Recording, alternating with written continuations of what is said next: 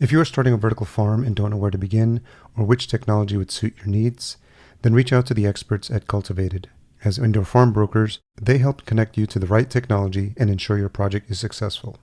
Best of all, their service is free because they work on behalf of their partners. Visit cultivated.com to learn more. And that's spelled cultivatd.com, or click the link in the show notes. Strawberries we've been doing now for 6 months, and we're killing it on strawberries, but also getting into the next step, which is biopharmaceuticals and biocosmetics. There's so many companies in this world importing from the tropics who have no control over the sustainability of the plants that they need to purchase for some either pharmaceutical or cosmetic application. I can grow that literally in your warehouse beside you in Toronto, New York City, or LA. Welcome to the Vertical Farming Podcast, weekly conversations with fascinating CEOs, founders, and AgTech visionaries. Join us every week as we dive deep into the world of vertical farming with your host, Harry Duran. Vertical Farming Podcast Season 6 regular listeners, welcome back. And if you're new and positive you're in the right place, this is the show where we interview fascinating CEOs and founders of the leading vertical farming companies from around the world. I'm your host, Harry Duran.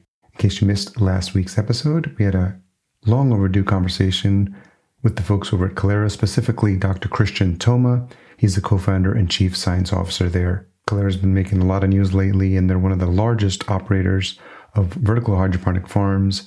In this episode, Dr. Thoma and I discussed the nuances of shifting from the CEO role to CSO, his inspiration behind the HiCube, and how Kalera is expanding its international footprint through targeted acquisitions. There's been a lot of news lately around Kalera, and a lot of our conversation focused mostly on Dr. Christian's story and was recorded before some of the more recent Kalera news. This week, I get to speak to Eric Lang. He's the president and co-founder of ZipGrow, which empowers local farmers to grow better food for their communities using their patented ZipGrow technology. In this episode, Eric and I talk about the importance of educating the masses on the overall AgTech industry, why local is better than organic, and what ZipGrow is doing to fix the broken food model. We talk all about his inspiration for starting the company, ZipPods, and advice he has for aspiring farmers looking to break into the industry. As always, if you enjoyed this episode or past episodes, I'd love if you leave a rating and a review at ratethispodcast.com/VFP. I'd love to read yours out next. Appreciate you being patient with our production team. We were celebrating the holidays here in the States, and that's why the episode didn't go out this past Friday, but we wanted to make sure we keep the wheels in motion here and get caught up. And I hope you're enjoying this season and these episodes and these conversations, because I know I am, and I'm excited to bring them to you. But before we jump into this uninterrupted conversation with Eric, here are a few words from the folks that support this show. This episode is brought to you by Indoor AgCon 2023. I'm so happy to have been working with the team last year. Indoor AgCon 2022 was my very first indoor farming conference. So it was really eye-opening for me. So I'll always be grateful to the team there for rolling out that carpet for me. And really had a good time meeting a lot of past guests, and excited to join them again this year. Entering its 10th year in a row, it's the largest trade show and conference for vertical farming and CEA, and it's returning to Caesars Forum Conference Center in Las Vegas on February 27th and 28th of 2023. Once again, they'll be co-located with the National Growers Association show as well, which is a really good fit for them. The conference keeps growing, and this year it's doubled in size. The expo floor now has more than 170 booths filled with new product resources and solutions to explore. You'll hear from experts, including CEOs, growers, investors, and others in the field during this full-scale educational conference. As always, you'll be able to connect with peers, grocers, and other potential new business partners at their great networking events. I haven't even gotten to the best part. The team at Indoor AgCon has given listeners of this show 20% off their full access conference pass. All you have to do is use promo code VFP, as in Vertical Farming Podcast, and sign up at indoor.ag. See you there. Regular listeners to the show will know that we are also fans of the work being done by the iGrow news team. The team at iGrow has been kind enough to provide a free month of their paid subscription to the Indoor Vertical Farming newsletter. And those will be available to the first 3 listeners that send in a review. So ratethispodcast.com/VFP, the first 3 reviews that come in. Once it's sent, send an email to Harry at verticalfarmingpodcast.com. along with your preferred email, and we'll be sure to get that set up for you. Okay, so Eric Lang, president, co-founder of ZipGrow, thank you so much for joining me on the Vertical Farming Podcast. Thank you for the invitation. I appreciate it. So I think we connected via the team at Indoor AgTech. You guys had a booth, if I remember correctly. Yeah, we've been to a few booths conferences lately, and it's nice to get back out in the world. So yeah, that was great. What's the last one you've been to? Actually, coincidentally, the last one I went to was a very kind of a small, more localized one for real traditional farming. It was called the International Plowing Match, which is like real old school farms. And that was actually fantastic. It was a whole different world than the indoor AgCon concepts. So it was actually really great. What are some of the topics covered at a conference like that? That is the biggest issue, not issue, the challenge we were really wondering is, when, again, I also come from I'm a traditional farming background. So big dairy farm, grew up my whole life. I still actually own a beef farm and lamb. My wife and I do lamb and beef and turkey, chickens and all that traditional stuff. And I choose to live where I am as a lifestyle choice. But, attending a conference where you're dealing with large, cash crop farmers or whatever the old traditional style, which, this industry we don't really touch as much as I think we should, was actually really great because we got to see that focus of like, hold on, what the fuck? What is this? And it's like, and I expected to get all these old crotchety farmers, which again, my father was one and et cetera, right? Yeah. Saying this is such a gimmick. And really they were like, yeah, I get it. Like they're business, they're all business. And it was really great just to see that other avenue that we kind of don't touch in this industry as much as we should, like traditional farmers. Yeah. So I'd love to touch on some of that as well. But I'm wondering, because you said you do come from traditional farming background, but you studied business, I imagine, in university, and then you started to work in the plastics industry from what I saw early on. I kind of have a bit of an issue. Yeah. So I actually am traditional farming background. My degree was actually in education, ended up being a teacher for about 2 minutes probably, and then decided that didn't make sense. And I actually did an MBA 7 years into my actual business just to do one because I thought I probably needed one, although I don't know if that's really true or not. So yeah, I just have a bit of an issue of very big curiosity about how things work. And sometimes I have a bit of an issue once I figure out how it might maybe make sense to work, I feel like I have to start a company. So I've had a few companies, yeah. And so the first one was Norplast? Yeah, first one was Norplast. It was actually a brokerage company, brokering commodities, plastic and others from North America to mostly China and also Europe and a few other places. I also then started an actual full-scale industrial recycling company doing mostly plastics. Then did another company doing extrusion and pelletizing and some biocomposites and plastic lumbers, nanotech, some very interesting things, which were just a lot of fun. I had another plastic fab company, which we were doing fabrication, so packaging, warehousing company, and fell into indoor ag, which was completely not on my radar. So what did you learn from those early companies? Because you obviously had leadership roles there as well.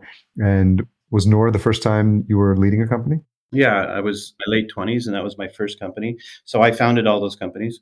And business is business. Yeah. If it's ag or if it's, it doesn't really matter what it is. Business is business. And 80% of all businesses have the same issues, same concepts, same challenges.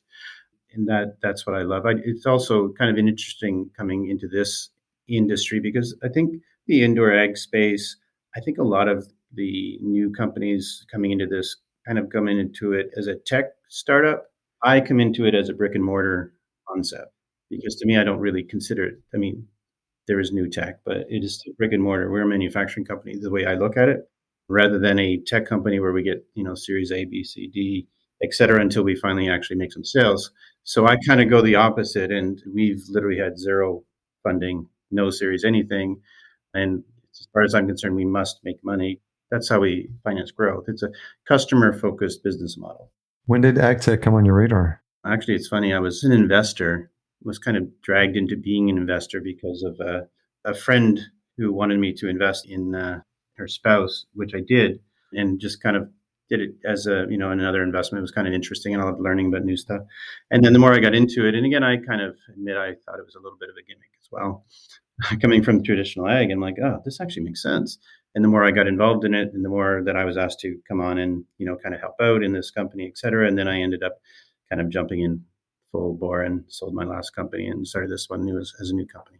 What were some of the interesting, because you came in probably as maybe as an outsider with a different perspective and this brick and mortar perspective, like you said, that, having interviewed several folks in this space, that's not always the case. And then there's a lot of folks that have had very successful rounds. And so what was your mindset coming in? And did you feel like there was something that you could do here that you saw wasn't being done or something you could do differently?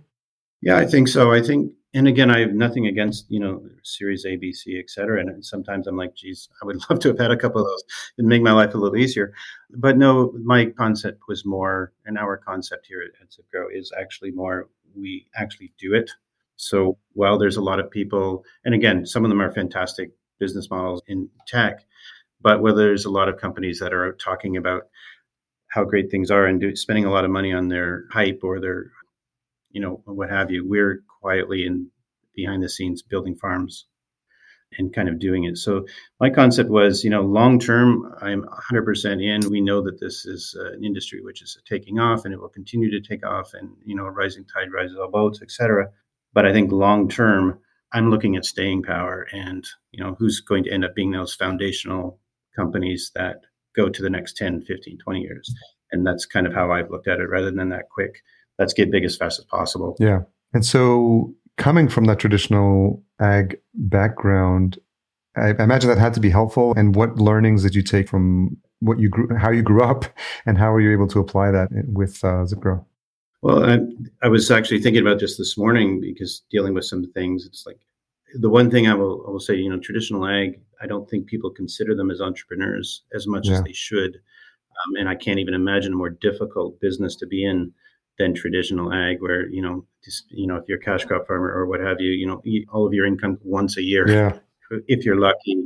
And there's just so many things that you have to do. And I think one of the big parts was you have to kind of do everything, right? So, and that's kind of how we've done ZipGrow. We've become everything. So whether it's, even though we are equipment manufacturer, patented equipment manufacturer, seller of equipment, we also, of course, have to be growers, because we have to now teach. We have to be the experts at growing. We have to be the experts at new tech. We have to constantly be developing new products. We have to be able to educate and train, because as you know, in this industry, a lot of potential customers actually don't have an ag background. So we have to kind of do everything. So being able to, and again, that's my team. I'm so proud of my team here, especially in the beginning stages of the business, where everyone's wearing so many multiple hats. We just have no choice but to not be too specialized and just take on everything and be everything. So I think that's a big part of it, just understanding that as an entrepreneur, you just do it all, and you just got to figure it out. Did you grow up in Ontario? Yeah, I grew up in Eastern Ontario, in rural Eastern Ontario, where I still currently live, and I choose to live. It's a lifestyle choice. There's good and bad with that. We could potentially have a lot bigger selection of employees and a few things, but I don't think we could ever have any better selection of employees. When people choose to live here, who are talented and smart and educated and have a great attitude, but they choose to live in this rural area, kind of like we find each other, and it's like those people take us to the next level. What was life like growing up there? I also, as a dairy farm kid, couldn't wait to get out. So I left at 17. As soon as I could get the heck out, I got out. Yeah. And as soon as I started having kids, realized, hold on, this is a great way to grow up. And then moved home and then made my kids do the same thing. What was life like growing up on a dairy farm? It was a lot of work. Yeah. There's no breaks. Dairy, especially over a lot of the other ones, like it doesn't matter, Christmas, New Year's, like it's still got to milk the cows. So just a lot of work, a lot of dedication. It's not something for the faint-hearted, but great way to grow up and learn a lot of different skills, a lot of different skill sets, and a lot of confidence in being able to do pretty much anything, because you just don't have any choice. You just do it. And that's kind of why that we've been able to move into the manufacturing concept the way that we have. Is it a family business? How long has it been in the family? So yeah, currently ZipGrow itself is not a family business necessarily anymore. My farm is. Yeah. Actually, I work for my wife, because my wife's now a full-time farmer. Okay. And now my to-do lists are a little different than some people's minds. Bale the hay and clean up the barns on the weekends and evenings. But ZipGrow itself is currently separate but equal on our radar of our lifestyle choices kind of thing. I imagine some of that ethic from growing up on the farm, this mindset of, you got to work with your hands. You got to find solutions to problems in the moment that they happen. You got to be really resourceful. And it's just I imagine a work ethic that has to have carried through in your subsequent endeavors. It's 100%. And that's, like I mentioned, one of the reasons I love being out in this area, even though we have maybe less of a choice of employee. When I find those other farm kid concepts who still want to live in this area, but are talented and skill set, yeah, they can do anything. They can and do everything. And there's, let's just say, I don't ever hear it's not my job. Where it's just like, oh, okay, let's get on that. Let's figure it out. Yeah. I mean, where sometimes, I love engineers and I have a couple, but, you don't necessarily have to be an engineer to figure problems out and fix and have solutions. So I think that's fantastic. You just need some duct tape. Yeah, sometimes. And so how do you think about building a team when, you talked a little bit about talent, about availability, what's there on the ground? Obviously, there's people rethinking what is and isn't possible with remote work. COVID shook a lot of things up. So, what was your perspective when you were starting the company and how has that evolved over the years? I think it's a little similar to what we were discussing. It's finding attitude. The older I get and the more companies I've been involved in, now what I really search for in an employee is more, obviously, work ethic, which we all want, but a desire to learn everything, just a passion for education and learning. We just, being a smaller company, we're only at, 20 some employees now, but there's just not room for doing one thing over and over. It's just like, and so many new things come up regularly and every day. It's like, oh, this is so cool. We just learned this. Let's implement this or let's try this. And it's like the excitement, and the excitement's contagious as well. So I'm trying to find people, definitely not like me, but that mindset of trying, because we don't want too many of those, but with that mindset of, just the desire to learn, the desire of being better, just constantly striving, choosing to live in a rural community, but being better than, just, doing one thing. You don't have to be in downtown Toronto or New York or LA to find really good employees. I imagine you cut your teeth on what to do and what not to do when it comes to hiring the right folks. So when you're starting ZipGrow, I'm always curious about, those first couple of hires are so key because they almost set the foundation for what the culture is going to be like the company. So how do you think about that and how much of what you learned from your previous companies influence those decisions? I'm a huge believer in culture, Harry, especially with smaller companies. Culture is everything, getting the right people on the bus, that whole concept. And when I'm doing my MBA, I used to think getting the right people on the bus meant getting the most skilled people until I actually did the case study in my MBA, which doesn't mean that at all. It literally means getting the people who believe the same as you do to go to the same direction. I'm like, wow, once you get to that point, you understand that everyone on the same team going in the same direction is fantastic, can just go like crazy, as opposed to, just getting really smart, talented people all doing their own thing in their own little silos. Just doesn't, you can have the most talented team in the world, but if they're not all going the same direction, you're not going to get anywhere. And that's been a huge focus. It's just getting that right people, especially in those, those first couple of years. It's like, we all have to do everything. It's like, and when you find that person like, yeah, that's what I want to do. It's like, oh, wow, like that's a great employee. You're like, oh, there's more people like me. Yeah. Well, hopefully not too many. How have you matured or evolved as a leader over the course of the companies, and how's taken those lessons and applied that to ZipGrow? Great question. Just completely generic business question, which I love.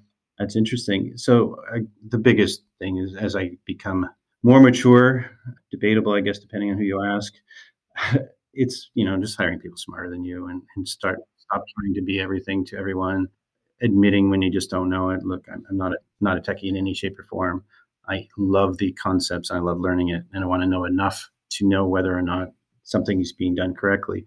But just hiring people who kick my butt in skills and knowledge and brain power, and like, why would I not? And so I think just being, mature enough or confident enough to say, yeah, these people are way smarter than me. Let's hire them. Instead of trying to feel like I have to be, be all and end all to everyone else. So I've changed a lot over the years on that, and it's a great thing. It lets us go a lot quicker. It's all about the team. It's all about the team. So coming from traditional ag, I'm wondering, as you start to build ZipGrow, are you looking to see what others are doing? Do you just know that you have enough experience in the industry to get started in this? I'm just curious how you decide what the offering is going to be on day one. who your customer is going to be and, what who the target audience is as in those early days? Well, actually, I think that's a great question, Harry, because I think the reality is coming from traditional ag. As much as I do absolutely believe in the product, I believe in the industry, I believe in changing the world, I believe in feeding people. I also come from the perspective is it has to have an ROI. You can't just hope and feel good about doing something great and not ever actually make money, or not ever actually just spend other people's equity investment and then end up doing nothing. So for that perspective, everything we've done has to come from the perspective of this customer has to eventually make money, or hopefully make money day one, or year one rather. And that's how we look at it, because I've been there. Like, I get this. I'm not only selling a good idea, I'm selling a business.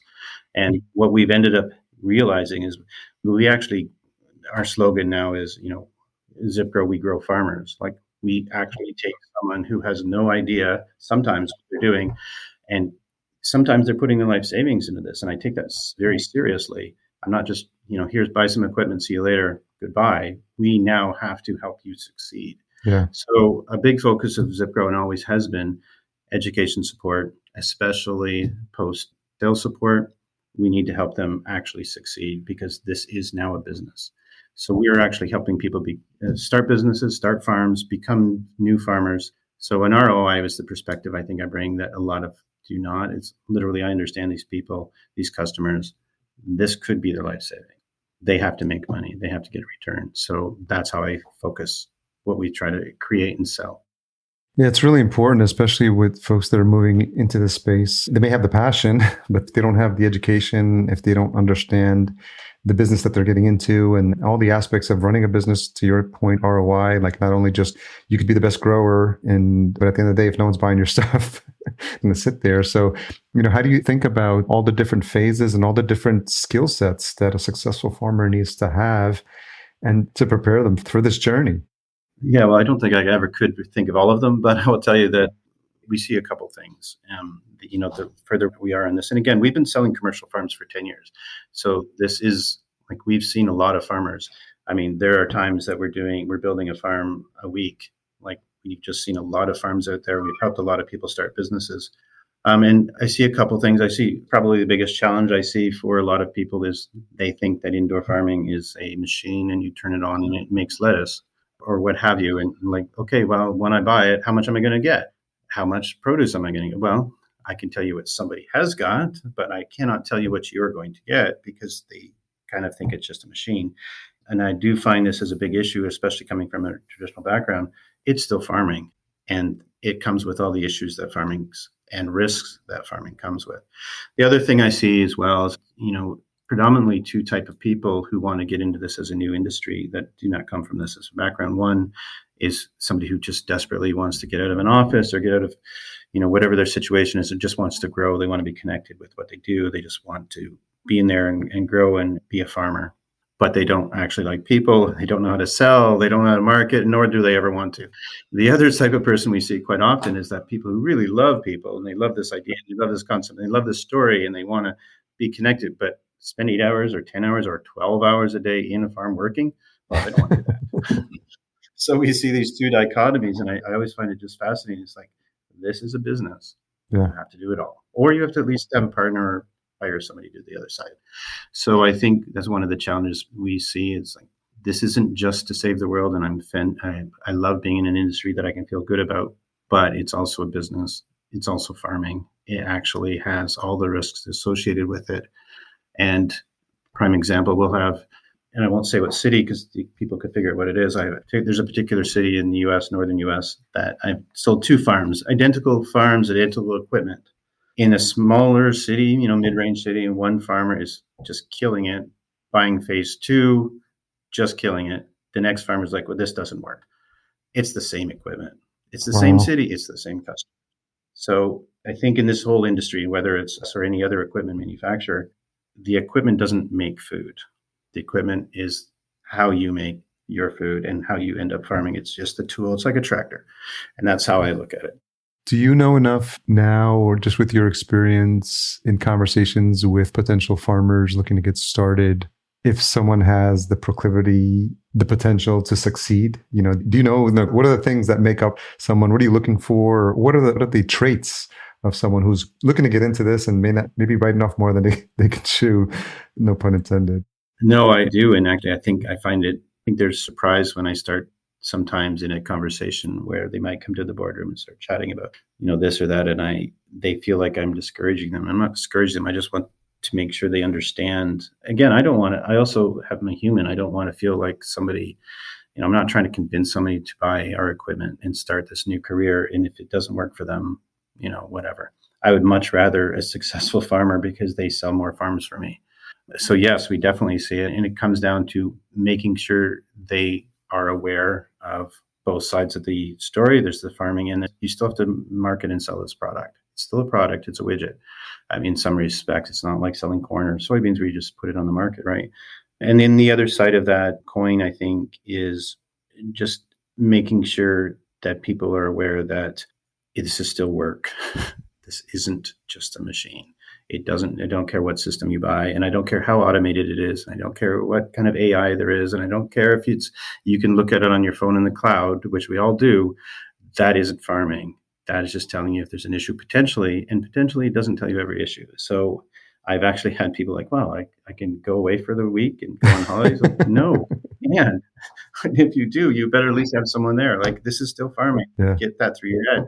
So that's kind of what I guess that's one advantage of coming from traditional is like trying to make people understand that, because I think sometimes we as an industry do a disservice from being overly anxious to sell product without making sure of the success of the customer. Yeah, I think what happens is it sort of damages the whole industry, because the people who haven't had success or who failed at it will then go back and say, yeah, try that vertical farming thing, doesn't work. Yep. To your point, they haven't put in the time and they don't realize what was involved when they were getting into it in the first place. So just for the benefit of the listener, can you describe what the current product offering is for ZipGrow and what are the different markets you're serving? Yeah, absolutely. So we're very proud of what we've been doing, especially lately. We've been really pushing the envelope a little bit. And again, maybe it's my issue of being entrepreneurial and wanting to do everything, but we have everything currently from online hobby. I've seen, some of your past podcasts from that in-house system in your kitchen, et cetera. We do very well with that. We've been doing that for a very long time. To, school and education is also a big thing for us. We're very committed to educating students and young people and making sure they understand and actually have an opportunity to get connected with the food they eat and understand where it comes from. So we've got a big push in education, schools, research and development with the universities, etc. But of course, our bread and butter is still commercial farms. So we do commercial greenhouse farms, we do commercial warehouse, indoor, vertical farms, a lot of them. That's our main bread and butter. And we also have our newest product, which is our ZipPod, which is a containerized farm, which we've developed from the ground up. It's not a shipping container. It is a purpose-built container for being able to farm in a vertical farming sense in a containerized version, which we call the ZipPod. Very happy with that. We've just released that. So we kind of have the whole gamut right now. And of course, everything is built around our patented tower growing, truly vertical. We call ourselves truly vertical instead of stack trays. And it's nothing against the other side of it, but that's what we do. Do you see a lot of folks dipping their toe in the water, starting with one of the smaller offerings and then, realizing what's involved and then, getting excited at what's possible and to grow into something bigger? Yeah. And, it kind of goes back to that last question prior, as far as, what do we do with those customers that really are, desperate wanting to get into this? And sometimes instead of trying to sell them a commercial farm, which they don't know what they're doing yet, it's like, look, let's just try this small system, play with this in your garage or your backyard or your kitchen or whatever, and understand the concept, because a lot of people really, truly have no clue. Small to medium sized farms. We're not doing the 100,000 square footers. That's, the plenties of the world. And we don't even want to touch that. We do commercially viable small to medium farms. I think a lot of companies out there don't think that that's a thing, but we do this every day. We are building farms, weekly, if not, 2-3 times a month, at minimum, of commercial entities, from 2 to 20,000 square feet. So a lot of times when we have a lot of interest, we just say, look, try this little in your kitchen, play with this, because we have so many people talking to us literally about, I'm going to quit my job and I'm going to get a mortgage on my house and I'm going to start a farm. I'm like, whoa, just yeah. Hold on. As much as I want the sale, I would prefer that you were successful and you understand what you're doing. So let's play with this for a bit. Try it, make sure you love it. If you do love it, it's still it's not a, commercial volume, but at least it gives you that concepts. And I think that's important because, again, I think this is the only industry where the most customers have no experience. It's a very strange industry that way. And what's so the entry level product then? Entry level product, like I said, it's an in-home product. We're not even trying in this case to get people to grow for commercially, but just to have your kids do it. So our Zip Garden is a new one we've done. It's a great product. It looks decent. It grows great amount of volume, but you can put it in your kitchen and it doesn't clash. It's not just a farm in your kitchen. It's actually a kind of an appliance in your kitchen. Yeah. That's a great entry level. You can play with it. It's exactly the same as a commercial system, except it's much smaller. So it gives you all the concepts, all the ability to play with it and try with it and have your kids get involved, and cut your lettuce or your kale or whatever for your smoothies in the morning, whatever it is you do. And I think that people should try something before they jump into this. Do you see anyone getting like a Zip Garden and maybe trying to do a little bit of like a home-based business? Yeah, well, actually, absolutely. And we do have a few in between the Zip Gardens to, our education racks, 16 towers. 16 towers can grow a lot of food. Yeah. And they literally will do one or two in their garage as phase 2 and, kind of sell to friends and family and they get the bug. Those are people who will be successful. I love those people. They've tried it. They've done it. They've done the work. Now I can give them a really optimized commercial system where they can really kill it. I feel better about that group of sales than the ones who are like, yeah, I'm making we've got impromptu buyers, which I don't even understand. It's like, yeah, I'm buying a farm. It's like, have you ever done anything? Nope, we're doing it. I'm like, okay. What's the mix in terms of like regions? And do you have a specific focus? Do you like to keep, stay close to where your customers are or covering all areas now? Not at all. We've always been actually very international. 5, 6, 7 years ago, we were, 80% North America, 20% international. I consider Canada and the US to be the same. Now we're over 50-50. Sometimes we're actually more international than North American based. I see a huge focus, obviously, in the Middle East. It just makes a lot of sense. Also, we're big, especially with our new container farms, which are very well insulated and designed for this purpose. Extreme heat and extreme cold.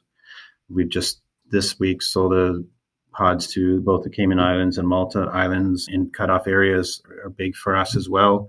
Like I said, we're doing the small to medium, so we can actually sell something to individual or a group of 2 to 3 people, and they can literally run a business in a secluded area. St. Pierre and Miquelon, the island of France off of our coast. Those are the areas which really make a lot of sense, where they're importing all of their food. And like I said, we're certainly not against, and I'm supportive of the 200,000 square foot farms that are being built. It's a different concept, but it doesn't have to be, $20 million, $100 million of investment to make it work. Yeah, it's really interesting. As I'm actually getting on a plane to Dubai this couple of days, courtesy of our sponsor of the show, Cultivated. They're sponsoring a conference there, and it's the first time I'll be out in that part of the world. But to your point, it's one of those regions that is really seeing a big uptick in interest in terms of, farms, and obviously directly correlated to the climate issues they're experiencing there. It'll be a fun experience, and it'll be interesting to see what's happening in that space. And I'm sure that speaks to what you're seeing as well. Oh, absolutely. I mean, food security. Most Middle Eastern countries have, decided once they realized that, hydroponics was an actual thing that can make money. It's like, hold on, why are we importing food? Yeah, they have energy. They need very little water. It just makes sense. I think you're going to see as people stop potentially watering the deserts in California, Arizona, and Nevada because they run out of water. You're just going to, and also in Spain and Northern Africa and a few other places, it's the same thing outside of the pond. It's the same issues exactly. I think you're going to really start to see the whole shift focus where like, hold on, why are we doing this again?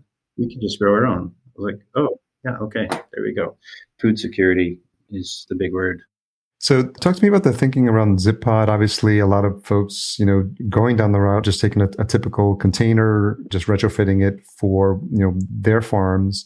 Is that something you initially thought and then decided it makes more sense to build something from the ground up?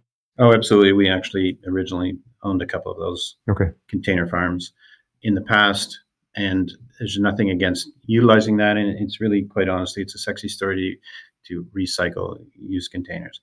It's not what it used to be. They're not throwing containers out like they used to. There is not a huge amount of containers being wasted right now, especially not insulated reefer containers. The issue that we just ran into over and over is there just isn't the room in it to do the volume that we want to do. It is not insulated the way it actually needs to be insulated. It just can't do, we're in Canada or in the Middle East, we can't do the plus, the minus 40s to the plus 40s, right? You just can't do it. And then the other side of that, of course, is it's just not truly a closed environment. Like we want a closed environment. CA is CA for a reason. It's not kind of CA. It's got to be closed environment. Otherwise, like we just ended up with so many issues and we ended up having to redesign them so many times. We said, you know what?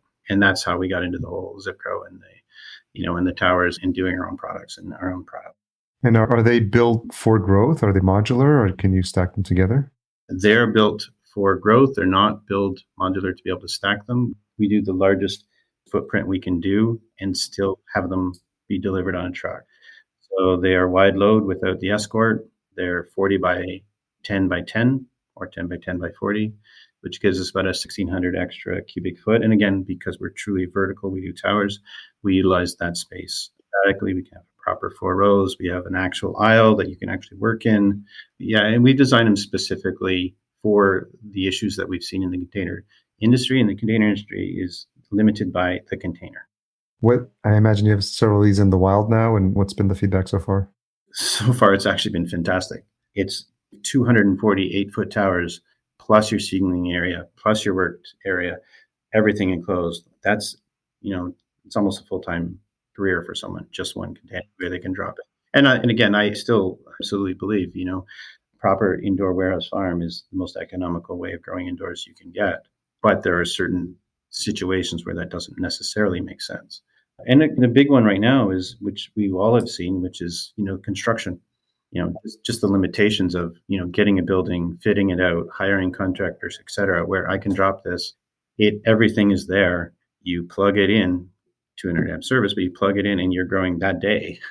Well, it's a little different than somebody who wants to start farming, who now has to go hire a contractor, try to understand how to get that building ready. What's the R value they need? What's, all of these construction things, their electricians, et cetera, where this comes everything, including dehumidification, including HVAC, already pre-charged. You just literally hook it up to power and you start growing.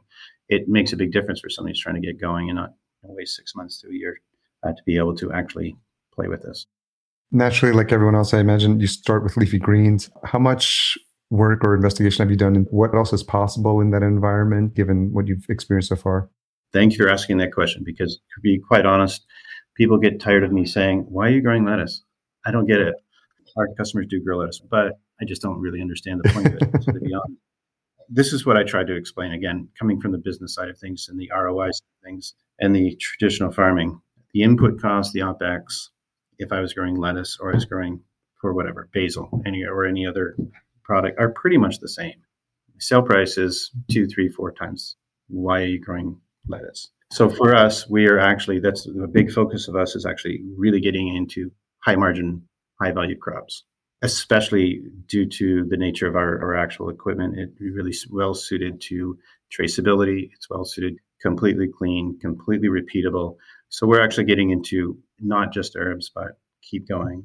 Strawberries we've been doing now for 6 months and we're killing it on strawberries, Okay. But also getting into the next step, which is biopharmaceuticals and biocosmetic. There's so many companies in this world importing from the tropics who have no control over the sustainability of the plants that they need to purchase for some either pharmaceutical or cosmetic application. I can grow that literally in your warehouse beside you in Toronto, New York City, or LA, and you don't have to worry about child labor or cutting down the rainforest or whatever else that is. And you can now trace every single ounce of that, because that is super important, which they cannot currently do. So that is a big focus for us, is actually going to more and more higher end crops, more difficult crops. Also, and even in the traditional sense, the whole industry still to this day has pretty much just taken field crop seed and put it inside, which makes absolutely no sense. The reason field crops are there is because of, being able to travel, being able to not bruise, et cetera, all the issues that we're fixing, but we're still using the same seed. I think that's a whole other industry, which is, I can't wait for that to really get going. Even just using heritage breed crops, which have been almost lost, which we can now use. because traditionally our customers are right beside their customers. So it's, same day harvest, same day sale. What are some of the crops or some of the plants that you're growing for these industries? I'll tell you a couple that I don't mind telling you yet. Yeah. Some of them I won't. Things like St. John's wort, Okay. stevia, like some really, really cool things that I'm like, it grows so well. Obviously, we've even tried a lot of things like even things like aloe, like succulents, which we're in a 24-hour drip cycle. I would not grow. They grow like crazy. Even things like ornamentals and flowers and stuff. It all grows well. And hydroponics is hydroponics. They all grow very well. It's just whether or not it makes economic sense. And that's the whole point. I mean, to which one of those for the specific market you're in, for the specific customer or that you're looking to target makes the most sense for you from an ROI perspective. It just makes a lot of sense to be thinking about it in those terms. Well, I mean, the obvious one is baby greens. Like, let's just go there, because if you're going to grow lettuce, why not just grow baby greens? It's the same thing. You just harvest more often and you get more money. So to me, I always try to tell people, just start there. Like, there's your basics. And then actually, I think there's a big market to be had, and it hasn't really been touched with, is very specialty crops, a lot of them which are internationally focused. Our international communities in North America and Europe and everywhere else are becoming bigger, where they're importing certain plants that they have to import from, potentially Asia or wherever else it is. And again, it still comes back to we're small to medium. So it's getting connected to your farmer. So what does your local community want? What is in your community? What is the makeup of your community? And then actually getting to know them and finding out what they can and cannot do. If you want to go on the other side of it, the pharmaceutical, et cetera, like I think there's definitely the future. But for our customers today, it's get to know your local community, your local restaurants, your local grocery store, and really sell to them and sell what they want. You may have just answered this question, but if you have someone who's coming to you, about to get started, looking to get into this, and maybe, looking at growing some of these specialty greens, what else can they do in terms of homework, in terms of prep work? You mentioned looking at who's buying what in your area. So to have the best chance of success. It kind of, it goes back to the way back. You can grow whatever you like, but you have to sell it. Yeah. So market. What is your market? How do you connect with that market? What's your story? It's like any other small, get to know your farmers markets, CSAs, et cetera. I mean, selling retail obviously is always better if you can. The margins are better, but now of course there's more work, et cetera. And not everyone, it seems to be, I dissuade from this. This seems to be the nature is everyone is looking for what's that grocery store that wants to take the most amount of whatever, Boston lettuce. I'm like, why would you bother? Yeah. You can grow, a quarter as much and make the same amount of money selling to your local people who are actually also dependable, and they support you and they get to know you. And then that's where it is. Again, I'm not against the very large farms in any shape or form. We sell farms to people who need to make money, and this is their new career. And small to medium, like I said, 2,000 to 20,000 square feet, where, you could be a mom and pop shop concept selling at the local farmers market and make enough money to survive up to, 5, 10, 20 people, but still local, even your local grocery store. So to me, local is the best brand there currently is. It beats organics hands down now. Local. So be that local farmer. That's what I tell them. That's absolutely great advice. Where are you seeing the most growth out of all the product lines? It's actually funny. We are seeing a huge change. Like I said, we're one of the older companies. We've been selling commercially for 10 years now. We've seen a huge change over the years. It used to be a lot of DIY, mom and pop type concepts. We are now seeing in the industry is becoming legitimized. I mean, like take Plenty and take, Walmart's investment in Plenty. It's mainstream. Like there's no more doubt this is where it's going. So, but we've seen a huge change where we're getting institutions, we're getting larger corps who just want to get involved. And we've seen that that's a big shift for us. It's great because the sale numbers are bigger. Also, the sales cycles are longer. So, I mean, it's kind of give and a take. But we're seeing it switch over from just the individual one person want to do something in their backyard or a little hoop house or, whatever, to institutions, to, we signed a contract last year with Sodexo. Like those companies all want to get on board. We've had probably every major grocery store chain in the country in our boardroom asking to be involved. They want to buy, they want to get involved. Sometimes right now, actually, the issue is matching up the buyer and finding the grower, because we manufacture equipment. We're not the grower necessarily. We grow farmers, and we need to grow some more farmers to actually, the supply is there. The demand is there. We really just need more people actually to jump on that. And to do that, the biggest challenge is typically financing. Yeah. So in this industry. I saw that you were one of the companies that signed the manifesto. Can you talk about how someone bring that to you? How did you discover it, and what made you want to jump on board? Yeah, actually, it was brought to us. They approached us on that. First, I'm like, what? Manifesto? It sounds a little bit to a Unabomber concept. But then I'm like, actually, it makes a lot of sense. Yeah. And I do absolutely support the industry needs to get over themselves a little bit and realize, look, we're all on the same page here. Like, there's no one silver bullet. There's no one solution for the, feeding the world concept. But to actually get involved in something where we're committing to being that long-term player and actually helping to change what needs to be changed. So this industry itself can actually long-term be what we know it will end up being. So it's just actually committing to that. And the other companies that committed that, I respect them all as well.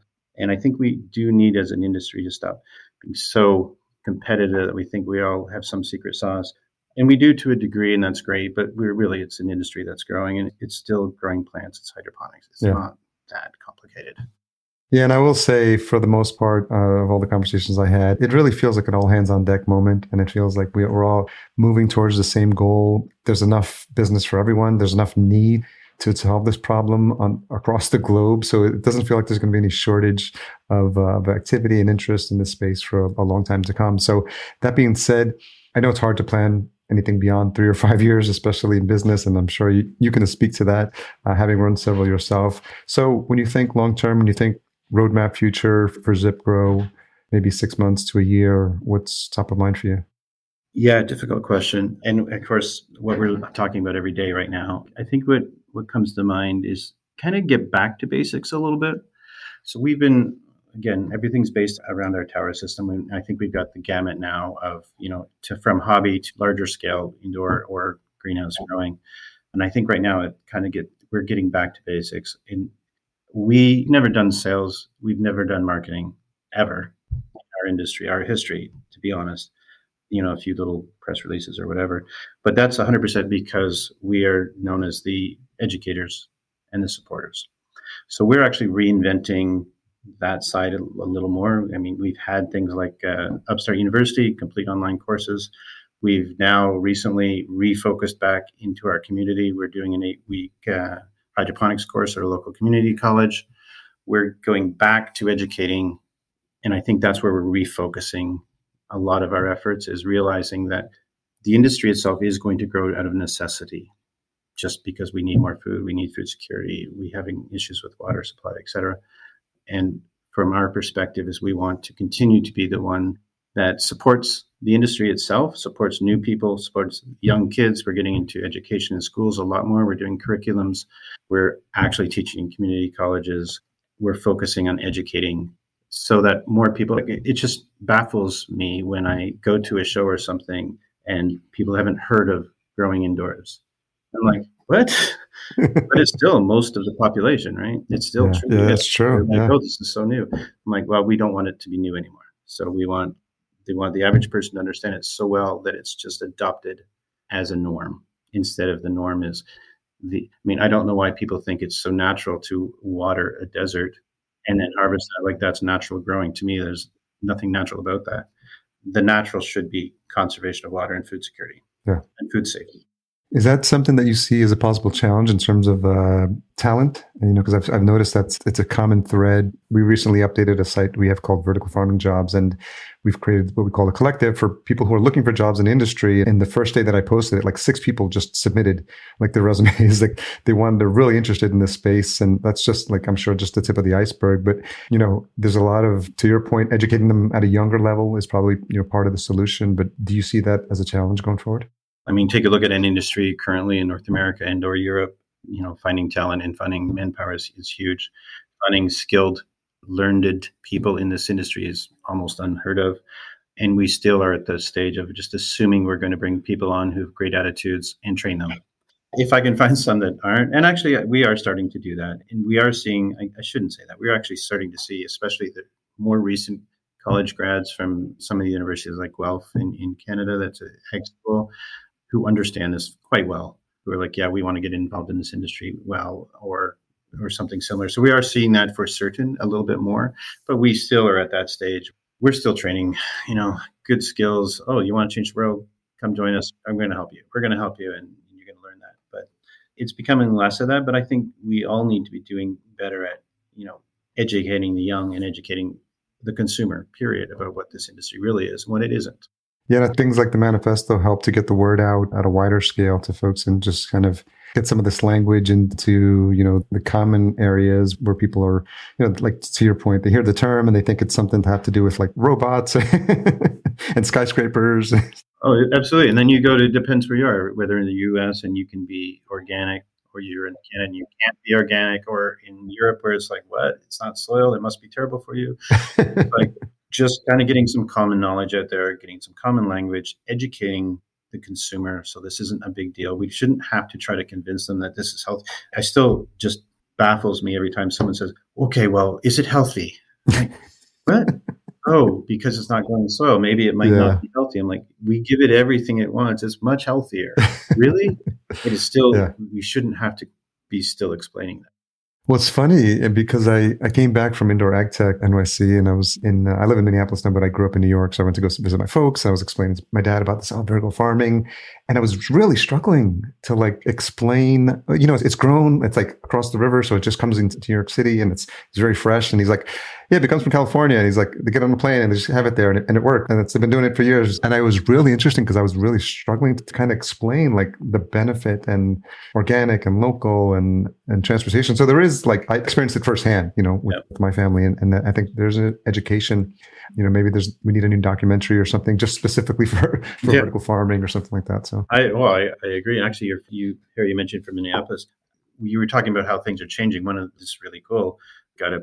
We've been working this for years and years. A big potential customer in Minneapolis, designing a complete community around, and we're seeing this a lot more. You're seeing this in a lot of things, and it's actually some of these things are being built around growing your own food. In this case, look it up if you're curious. Just as an aside, not from the interview, called The Place, which is in Minneapolis, a full community being built out, and it looks like they've got their funding now. It's going to be a real thing.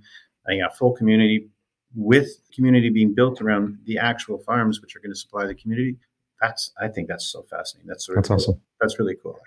And is that a project that ZipGrow's working on? Yeah, we've been working on that for 4 years. Wow. And it's finally coming to fruition, it looks like. Well, yeah, keep me informed. I'd love to go check it out. If there's anything I can do to kind of like help them or do a little story on them. I mean, the fact that it's here in my backyard is something I can get my hands on. That'd be great. Yeah, I'll send you a link to them. It's pretty fun. It's pretty exciting. We've been working it forever. Yeah. And they finally looks like they're getting it down. So it's just a community of people building houses, et cetera, but based around a sustainable concept where it's not a commune kind of thing, but it's maybe a little, but I think it's pretty fun. Anyway, it'd be interesting to do a story on it. Yeah, very cool. What's a tough question you had to ask yourself recently? What's my sales cycle look like? Who's my customer? It's changing quickly. Okay. There's been a few of those. The biggest issue I have, like probably you and a lot of other entrepreneurs, is like, I can't just do everything. I need to just stop because I'm like, oh, this is exciting. Let's do that. Oh, that's exciting. Actually, I'll actually be frank with you a little bit. One of the things I've actually been struggling with personally is, I and a lot of the other equipment manufacturers are selling, and there's no doubt that this is higher end product. Stuff's not cheap. And yes, you could do a really cheap version of some of this stuff, I guess. And we are wanting to help feed the world, et cetera. But, how can I develop something around our tech that is cheap enough that I can actually go and help those countries that really need food, not just the European, North American countries who really want to pay more for quality food.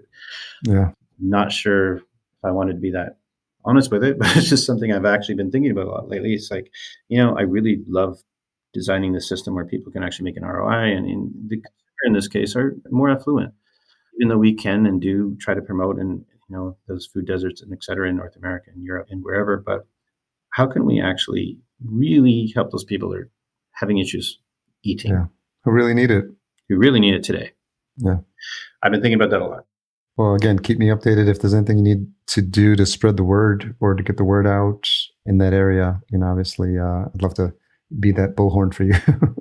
How? Let me ask you a quick question. How is you're at what 70 some podcasts now or 60 something? Yeah, closing in on 60 plus. Yeah. Is this all you thought it would be? How is this different than when you started out this journey? It was just, it was just curiosity. My background is podcasting. I had my first shows in 2014 called Podcast Junkies. It's a show where I interview other podcasters. So I've cut my teeth there, 300 plus interviews. And then we have a podcast agency that produces shows. So I had the technical pieces done, but then I'm just naturally curious. I love long form conversations because I feel that's the best opportunity to tell stories. I love origin stories. I'm an entrepreneur myself, so I'm always curious, what people tick, what gets people out of bed in the morning. And I think it's interesting that the show kicked off just as COVID was hitting. That was not intentional. This is about end of 2019 when the idea was brewing. And it just seemed like the right thing to be focusing on. And it's, again, supply chain issues, food deserts, all these things just started popping up. And it feels like, wow, there's so many stories to tell. I thought I would run out of interviews. I thought I'd run out of people to talk to. But then, I go to AgTech and I come back with 20 new names to interview on the show. Glad we got connected as well. And there's just more needs to be told. I've got people reaching out to me and saying, hey, I'm looking to get into the industry. I've been binging your podcasts. I've been so fascinated to hear these stories. Are very inspiring. I can't wait to enter the space. So just I'm trying to think about, okay, I have the platform now. We've got a newsletter going out. We've got vertical farming jobs going out. What else can we do to just help educate, get the word out, tell these stories, and let people know there's no one path into this industry? So many of these stories in the beginning of people didn't even think they were going to be in vertical farming, to begin with. And then, a couple of years later, they find themselves, running a company. So I'm so amazed by what's happening. I'm so grateful to be, having a front row seat to these stories. And I just want to use that platform as much as possible to tell these stories and to show people what's happening. There's all the stuff that's happening in Africa, India. I'm in Dubai. It's just the Middle East. It's just a lot more that needs to be told, and a lot more, to your point, education that needs to happen. So, to the extent that this platform can help that, and branches of this platform can do more of that, is definitely something that's sort of made it my mission to do as well. Well, fantastic. I love your style, by the way. The one, I haven't listened to all of them, but I listened to a big whack of them. Yeah. I love the style. I think you're doing a great job. So, and I appreciate, by the way, your request. And I'd be more than happy to answer anything else. I wasn't cutting this off. Sorry. No. I know it was actually really good. I appreciate it. Yeah, so we're just closing in on the interview. The hour always tends to go by really fast. Just lastly, what gets you out of bed in the morning? What keeps you going? Learning.